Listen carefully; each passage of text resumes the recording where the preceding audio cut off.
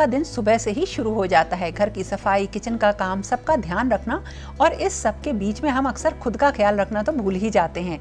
इसलिए आज मैं शेयर कर रही हूँ कुछ ऐसी सिंपल और प्रैक्टिकल टिप्स जो आपकी home cleaning, home management, self care और हेल्थ केयर को बहुत ईजी बना देंगे। इन छोटी छोटी हैबिट से ना सिर्फ घर अच्छे से मैनेज होगा, बल्कि आपको भी थकान कम लगेगी और दिन ज्यादा ऑर्गेनाइज्ड फील होगा। तो चलिए वीडियो को शुरू करते हैं, और मुझे ऐसा लगता है ये सारी चीजें आपकी डेली लाइफ में बहुत काम आएंगे। सुबह उठते ही इतने ढेर सारे काम होते हैं कि अपने लिए वक्त निकालना बहुत मुश्किल होता है, लेकिन वो वक्त हमारे लिए, जैसे कि अगर हम एक्सरसाइज करें, योगा करें, मेडिटेशन करें, उसके लिए बहुत ज़रूरी होता है, या सिर्फ रिलैक्स करें केवल 10 मिनट के लिए, तो आप उठना शुरू करिए 10 मिनट पहले और अपनी मॉर्निंग्स को बहुत ही शांत बनाएं। किसी को देखकर नहीं, बल्कि अपनी आदत, घर के काम और काम करने के तरीकों को लेकर अपनी क्लीनिंग का, सफाई का, घर के कामों का एक फ्लो बनाएं। ये केवल आपकी आदतों के अकॉर्डिंग होना चाहिए, इससे आप काम जल्दी कर सकेंगे।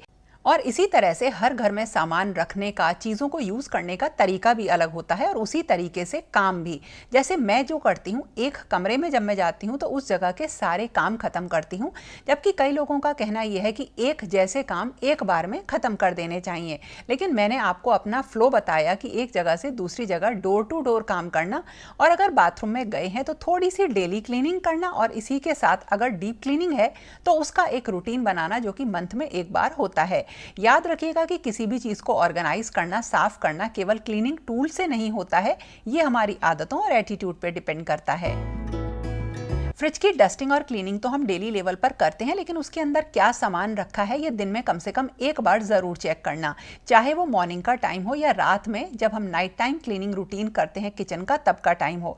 तो फ्रिज को एक बार जरूर चेक करना है और देखना है कि उसमें कौन सा सामान हटाना है, ताकि डीप क्लीनिंग के टाइम पे ये सारे काम जल्दी हो सकें। अगर जल्दी में है तो हमें यह पता होना चाहिए कि 10 मिनट में किस तरह से हम घर को रीसेट कर सकते हैं।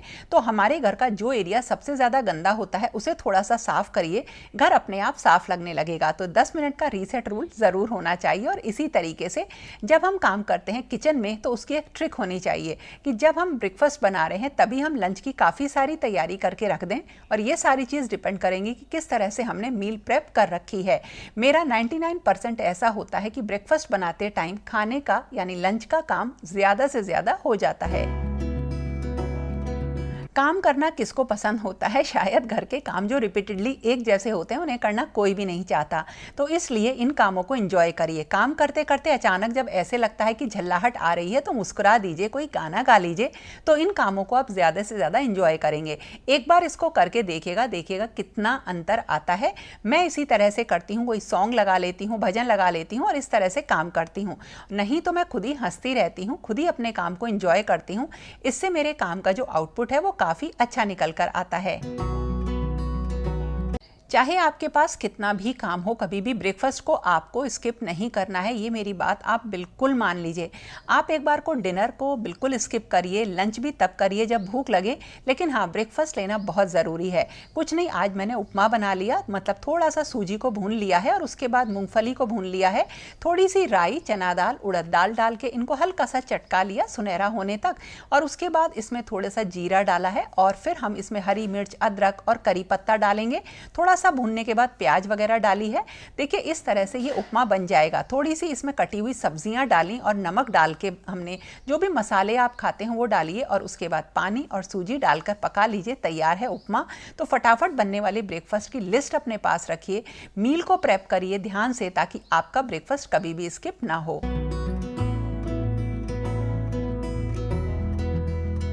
इस न्यू ईयर से मैंने एक रूल बनाया था कि डेली मैं कोई भी एक शेल्फ को क्लीन ज़रूर करूंगी। विंटर्स के कपड़े अब मैं रख रही हूं, और उसके बाद मतलब रख ही दिए हैं, और उसके बाद जो एरिया खाली होता है उसे अच्छे तरीके से ऑर्गेनाइज करना है। लेकिन इस रूल की वजह से मेरी चीज़ें अब ऑर्गेनाइज रहने लगी हैं। लेकिन हाँ, जब आप हम चीज़ों को हटाते हैं, क्लियर करते हैं, साफ़ करते हैं, तो उसके साथ हमें एक चीज़ और ध्यान देनी है कि हमें डीक्लटर भी करना है। सामान निकाल तो लिया, लेकिन दोबारा से उसे तब रखें जिसे आप यूज़ करते हो। तो डीक्लटरिंग एक ऐसी ऐसी चीज़ है जो हमारे दिमाग पर भी बहुत ज़्यादा असर डालती है। आज मैंने बहुत सारे जो ब्लाउज़ वगैरह हैं वो निकाले हैं, जो अब मुझे नहीं आ रहे हैं उनको अब मैं हटा दूंगी, और जो अब रखे हुए हैं पीसेस, ब्लाउज पीसेस, उनको मैं सिलने के लिए डाल दूंगी। तो इस तरह से कोई 2 चीज़ों को हमें डेली डिक्लटर करना है। कुछ दिन बाद ऐसी हो जाएगा कि आपका सारा घर वाकई आपको साफ सुथरा, नीट एंड क्लीन दिखने लगेगा। मंथ में एक बार मैं किचन के सारे मसाले चेक करती हूँ और उन्हें बनाती हूँ। बहुत सारी मसाले ऐसे हैं जो घर पे ही रेडी होते हैं, और जो पाउडर होते हैं जैसे धनिया पाउडर है, धनिया मसाला है, या फिर मिर्च पाउडर है, हल्दी पाउडर है, इन सबको घर पे ही रेडी करना है। तो अपने किचन के बाकी कामों के साथ साथ ये काम भी करते रहेंगे तो कभी भी ऐसा नहीं लगेगा कि एक बहुत बड़ा काम हमें करना है। दूसरी चीज़, छोटी छोटी चीज़ों में हम इसी के साथ साथ जैसे ही गर्मियाँ आती हैं, घर में कॉकरोच, चींटियाँ, मक्खी, ये सब दिखाई देती हैं। इन सब के लिए मार्केट में बहुत सारी चीज़ें आती हैं, उनको रेडी रखिए, क्योंकि एक बार जब ये चीज़ें घर में होने लगती हैं ना तो गंदगी बहुत ज़्यादा दिखाई देने लगती है। तो बहुत छोटी छोटी सी चीज़ें जिसके बारे में हम सबको ही पता है, हमें अपने घर में रख लेनी चाहिए। जब भी ज़रूरत हो तो हमारे पास ये चीज़ें रेडी रहेंगी। अगर घर के कपड़ों की सफाई में बड़ा चेंज देखना चाहते हैं तो लिक्विड डिटर्जेंट का यूज़ करिए। वॉशिंग मशीन में तो बिल्कुल भी आप जो नॉर्मल ड्राई डिटर्जेंट होता है उसका यूज़ ना करें। और इसी तरीके से लॉन्ड्री का भी अपना एक रूटीन होना चाहिए, जिससे कि आपके जो कपड़े हैं साफ़ रहेंगे विदाउट एनी स्ट्रेस। मशीन की सफाई करिए, और इसके ऊपर तो मैंने अलग से वीडियोज़ भी बना रखे हैं। और इसी के साथ साथ जो आपके क्लीनिंग टूल्स हैं उनको भी साफ़ रखना बहुत ज़रूरी होता है। अक्सर जो हमारा मॉपिंग का कपड़ा होता है या हमारी नॉर्मल छोटी सी चीज़ है जो हमारी साबुनदानी यानी सोप डिश होती है, वो भी गंदी रहती है। इन चीज़ों के ऊपर एक्स्ट्रा फोकस रखिए, देखेंगे कि हमारी चीज़ें और ज़्यादा इफेक्टिव तरीके से सफाई कर रही हैं।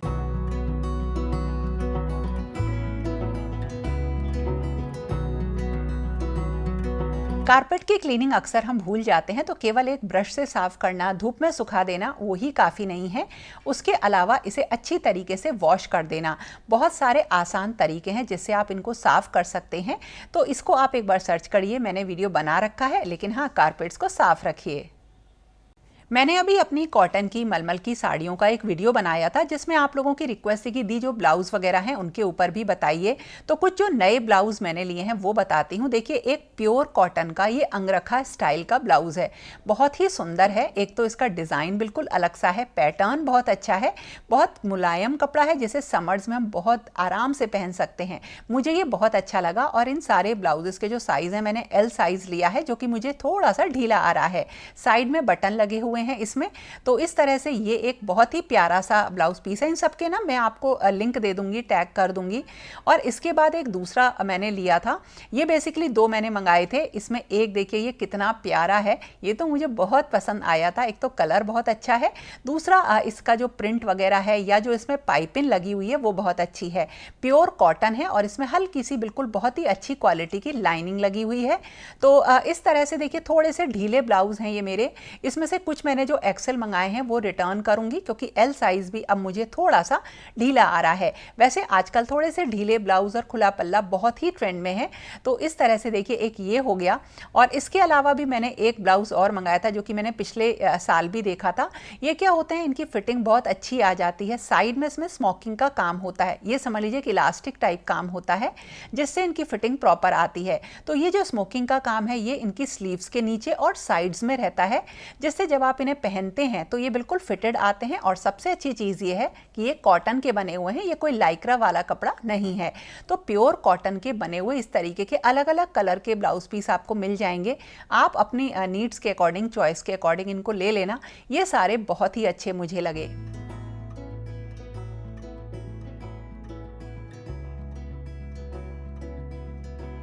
और अब जो मैं आपको ब्लाउज पीस दिखा रही हूँ ना, ये भी प्योर कॉटन का है, बिल्कुल पतला, इसमें कोई लाइनिंग नहीं है।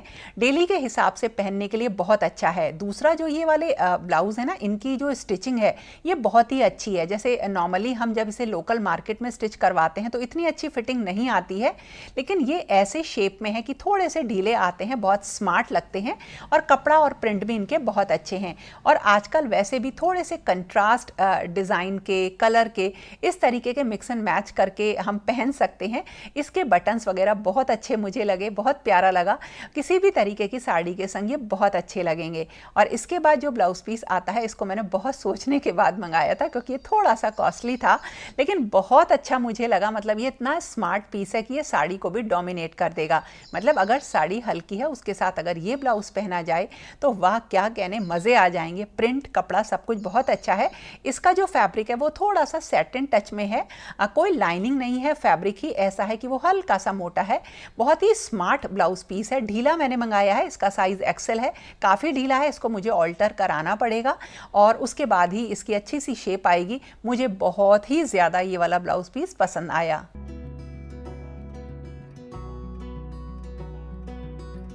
मैंने जो लास्ट वीडियो डाला था ना, जिसमें ऑरेंज कलर की साड़ी पहनी थी, तो मैंने यही ब्लाउज़ पहन रखा था। कोटी स्टाइल में ब्लाउज़ है, प्योर कॉटन का, कोई लाइनिंग नहीं है। प्रिंट वगैरह बहुत अच्छे हैं, बहुत कंफर्टेबल है और एल साइज़ ढीला है इसका। बहुत ही प्यारा प्रिंट वगैरह सब कुछ मुझे ऑसम लगा। इसका मैं दूसरा कलर भी ढूंढ रही थी लेकिन वो मुझे नहीं मिला, तो ये ब्लैक कलर का मैंने लिया। साइड में एक छोटा सा कट है जैसे कोटी स्टाइल में होता है, थोड़ा सा नीचा है, जिसकी वजह से ये साड़ी में बहुत ही स्मार्ट लुक देता है।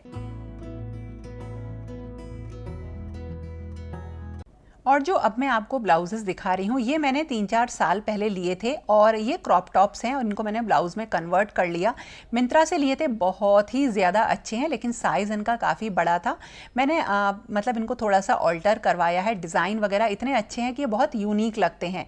जैसे देखिए ये एक वाला है, ये तो बहुत ही प्यारा है। एक दूसरा ये मैंने सिलवाया था, स्टिच करवाया था, ये भी पहनने में बहुत ही ज़्यादा स्मार्ट लगता है। नीचे के साइड इसमें चौड़ी फ्रिल है।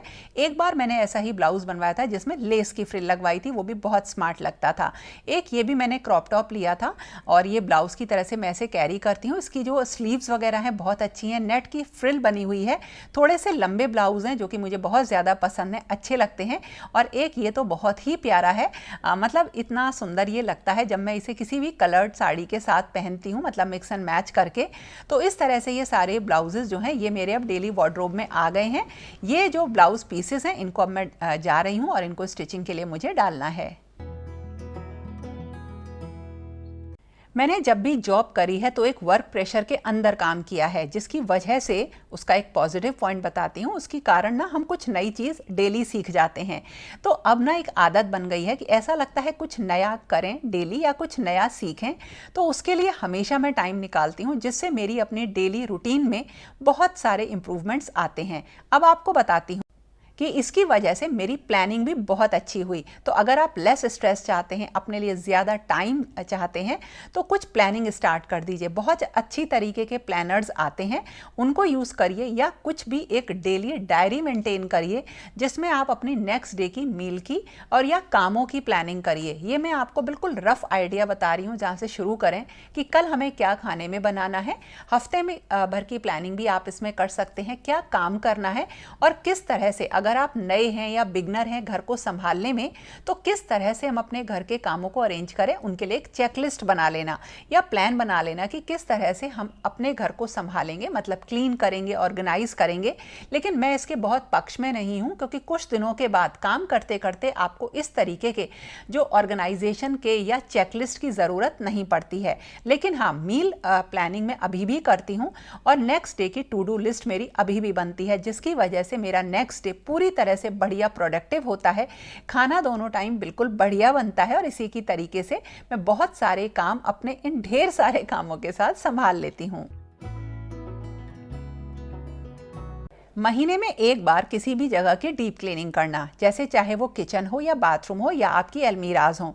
लेकिन अब मेरी रूटीन कुछ इस तरह से हो गए हैं कि डीप क्लीन मैं जिस दिन करती हूँ उस दिन मैं किचन भी कर लेती हूँ और उसके साथ कोई और एरिया भी साफ हो जाता है, क्योंकि डेली ही हम अपने घर के ऊपर इतना ध्यान देते हैं कि डीप क्लीनिंग जल्दी जल्दी ज़रूरत में नहीं आती है। जैसे किचन को डीप क्लीन करना, ये तो एक रूल है, चाहे आप कितना ही साफ रखें, कुछ दिनों बाद आपको किचन गंदी दिखाई ही देने लगेगी। किचन की जो आपके नैपकिन्स होते हैं उनको क्लीन करना, बर्तनों को साफ करना, फर्श को क्लीन करना और सारी क्लोजेट, ड्रॉर्स, अलमीराज उनको क्लीन करना, ये ही डीप क्लीन में हमेशा करती हूँ। अपनी हेल्थ को हमें टॉप पे रखना है, चाहे कोई काम कितना ही देर से हो रहा है होने दीजिए, कोई काम छूट रहा है छोड़ दीजिए, कोई चीज़ ऐसी है जो ख़राब हो रही है तो एक बार उसे ख़राब होने दीजिए, लेकिन अपनी हेल्थ को ख़राब बिल्कुल मत करिए। डेली ध्यान दीजिए इसके ऊपर, अपने नियम बनाइए खाने के, एक्सरसाइज करने के और अपने ऊपर ध्यान देने के, ये बहुत ही ज़्यादा ज़रूरी हैं। जैसे आज मैंने जूस निकाला है तो अब क्योंकि थोड़ी सी गर्मियाँ आ गई हैं तो डेली हम शाम को करीब 3-4 बजे, मतलब गर्मियाँ हैं इसलिए पी लेते हैं, नहीं तो मॉर्निंग में जब कभी भी टाइम मिलता है 11-12 बजे तक मैं निकाल देती हूँ जूस। इसी तरीके से फ्रूट्स को रखना, अपना एक नियम बनाना बहुत ज़्यादा ज़रूरी है। प्लीज़ आप लोग भी अगर नहीं ध्यान देते हैं तो इन चीज़ों के ऊपर ध्यान दीजिए और अपने कामों को ख़त्म करने का एक फ़िक्स टाइम बनाइए। सुबह मैं अपने किचन का काम हर हाल में 10 बजे तक, 9 बजे तक ख़त्म कर देती हूँ, बल्कि इससे पहले ही हो जाता है और बाकी का सारा काम मैं अपने और कामों को देती हूँ। तो हर काम का अपना एक फ़िक्स टाइम होना चाहिए, ख़त्म होने का टाइम होना चाहिए। तो इस तरह से मेरी अब रात हो गई है, अब मैं कर रही हूँ अपने किचन का अरेंजमेंट जो रात को मैं करती हूँ, मतलब अपने किचन के सिंक को क्लीन करना, फ्रिज को चेक कर लेना, इसी तरीके से कल क्या बनेगा उसको एक बार दिमाग में रख लेना। अब उतना ज़्यादा सोचने की ज़रूरत नहीं पड़ती है और इसके साथ साथ कोई भी चीज़ मुझे ऐसी सोख करनी है जो कल बनानी है उसे कर देना। इस टाइम पे मैं और भी कुछ काम करती हूँ जो आपको बताऊंगी, लेकिन मैं अपने रात में किचन में एक बार ज़रूर आके सारी चीज़ें एक बार, मतलब आप समझ गए हैं, उन्हें चेक करके ज़रूर जाती हूँ।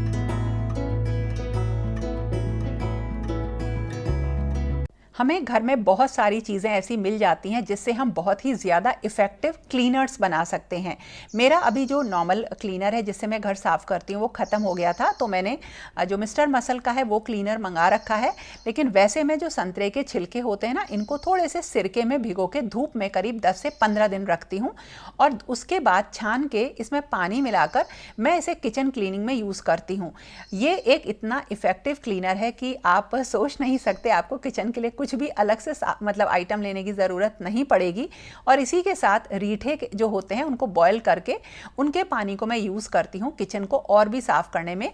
मतलब ये थोड़ा भी कम बचा है, नहीं तो इससे मैं पूरे घर की सफाई करती हूँ।